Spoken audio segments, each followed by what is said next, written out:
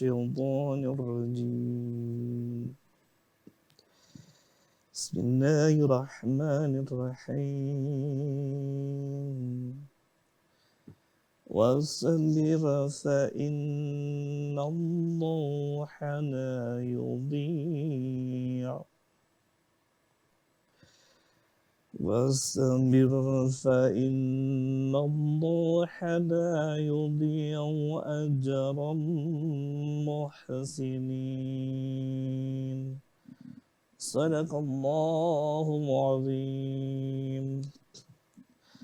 Allah menyampaikan hikmah dalam Al-Quran di dalam surat Hud 115, dan bersabarlah karena sesungguhnya Allah tidak pernah menyia-nyiakan pahala orang yang berbuat kebaikan. Maha benar Allah dengan segala firman-Nya. Masya Allah. Pemirsa, kembali bersama Senja Berkah.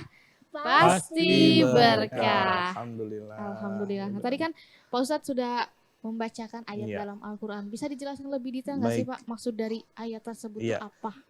Di dalam surat Hud ini 115, sebenarnya dia tuh suratnya memperjelas surat 114, ayat 114 gitu ya.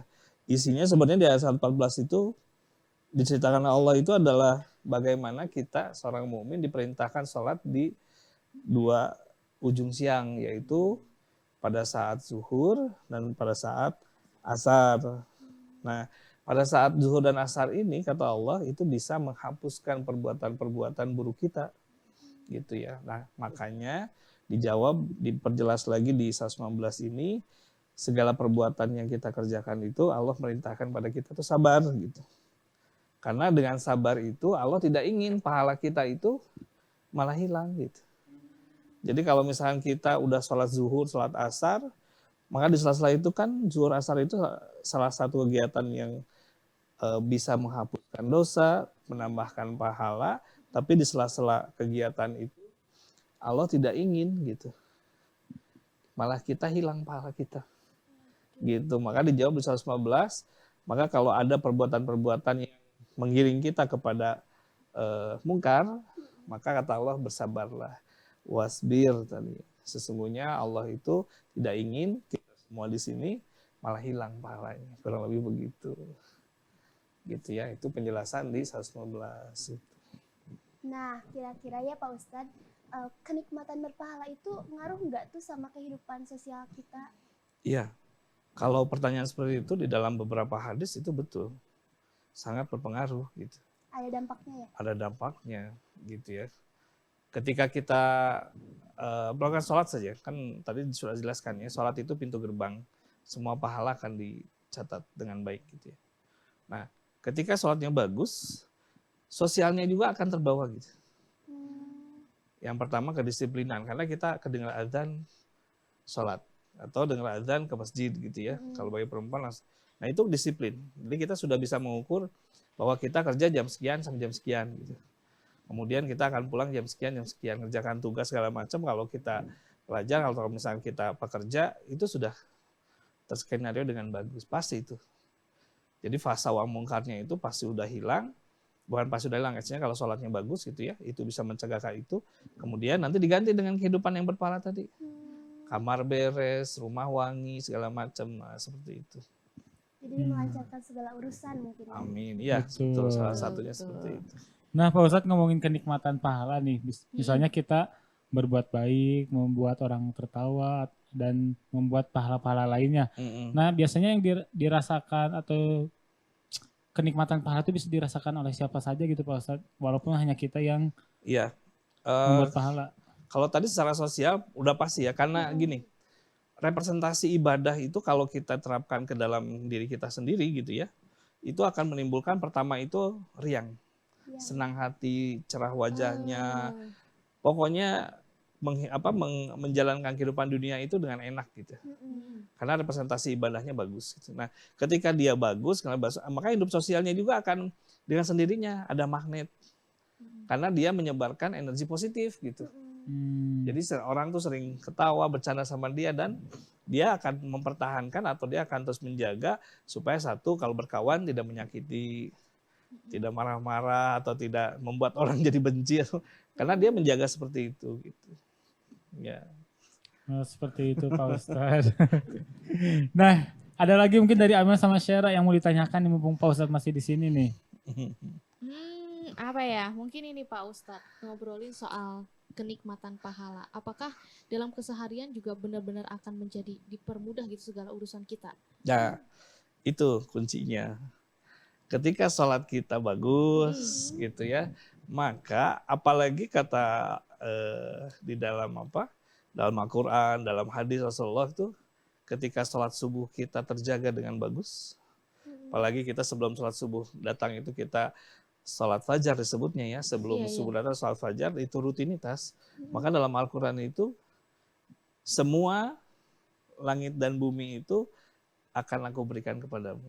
Jadi nanti memang betul rezeki lancar, kuliah bagus kalau kita masih pelajar ya. Kalau yang kayak Bapak kos itu masukan kosnya lancar gitu. Rezekinya bagus gitu.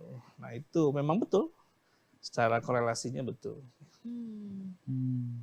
Nah, Pak Ustadz. Lagi bahagia banget kayaknya. Iya, lagi bahagia banget gitu, si Mami nggak marah-marah gitu. Nah, Pak Ustadz, kan sekarang anak muda nih Pak Ustadz, kembali lagi ke anak muda. Banyak sekali nih contohnya anak berdua ini Pak Ustadz. Aku lagi dan aku lagi. Kalau beribadah tuh ya bisa dikatakan sekarang kan eranya media sosial Pak Ustadz. Pasti anak-anak muda sekarang mah mau sholat gitu ya. Misalnya, aduh mau sholat dulu loh, sejadahnya bagus, foto dulu. Terus itu bagaimana Pak Ustadz mendapatkan pahalanya Pak Ustadz? Jadi begini, ibadah ada yang dizohirkan. Zohirku artinya bisa dilihat orang, ada yang disirkan, sembunyi-sembunyi. Tergantung nanti kedudukan kita niatnya di mana. Oh, pada niat ya. Apabila niatnya itu berdakwah, mengajak orang supaya orang juga mengikuti dia sholat, bagus. Jadi kalau misalkan dia simpen gitu ya, tapi betul ibadahnya gitu. Atau ibadah jangan ngelihat kamera, Allahu Akbar, ngelihat kamera. Nanti ada tag tiba-tiba aku sedang takbir.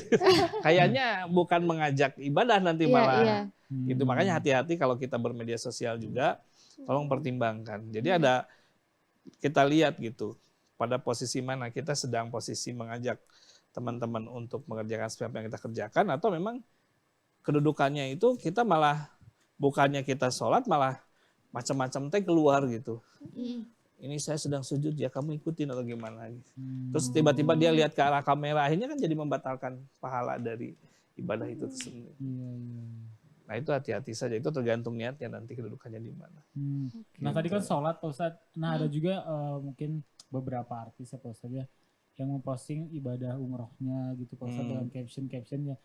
Ya rasa syukur lah, walaupun ya mungkin bisa membuat orang lain juga iri, mungkin gitu Pak Ustadz. Itu apakah pahalanya tetap terjaga atau gimana Pak Ustadz? Kita lihat dulu.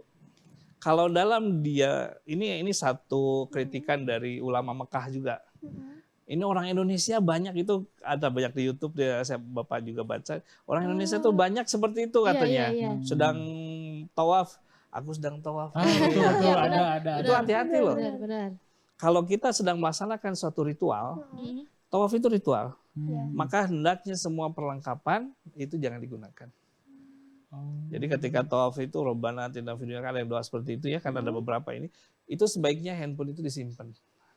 Nah, mungkin yang sesudah tawaf beres, mungkin dia keluar karena tawafnya udah beres, aku baru bisa. Kalau kejadiannya itu di luar ritual, di luar dari ibadah yang disyariatkan dalam umroh atau haji, tidak mengapa. Tapi ketika dia sedang ritual, itu hati-hati. Safa Marwah. Nah, agak repot. Lari-lari gitu ya. Nah, itu hati-hati tuh. Padahal kita sedang ritual itu. Maka lebih baik hal-hal itu hindari. Lebih baik kalau bagus, kita simpan saja handphone kita. Kalau memang rangkaiannya beres, baru kita berfoto-foto di luar. Biar khusyuk ya Pak Ustadz. Iya, betul. Jadi, khawatir nanti nilai pahalanya nggak ada gitu. Malah capeknya doang mungkin. Betul, ya Pak Ustadz. Tawaf capek, begini-gini gitu ya. Itu jangan, lebih baik kalau kita nanti insya Allah kalau kita dapat rezeki semua ya, buat Amel, buat Syera atau Abai, semuanya itu tolong hal itu jangan dulu digunakan. Iya. Gitu.